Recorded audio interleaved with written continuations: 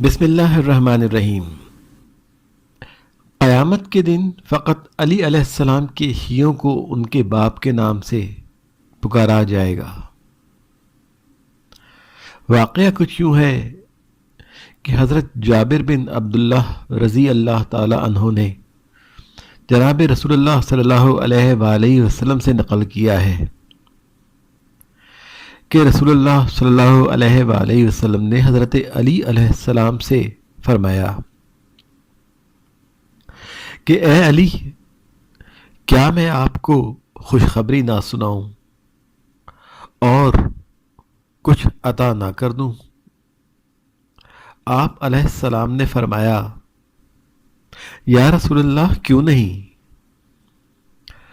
آپ صلی اللہ علیہ وآلہ وسلم نے فرمایا، اے علی علیہ السلام، میں اور آپ دونوں کو ایک مٹی سے خلق کیے گئے ہیں، اور جو مٹی اس مٹی سے بچ گئی ہے اس سے ہمارے ہیوں کو خلق کیا گیا ہے، اور جب قیامت کا دن ہوگا تو لوگوں کو ان کی ماں کے نام سے پکارا جائے گا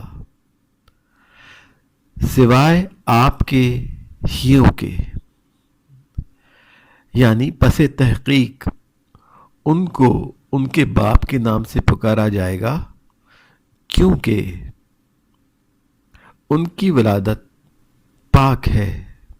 اللہم صلی علی محمد و آل محمد وعجل فرجہم ولعن اعدائہم۔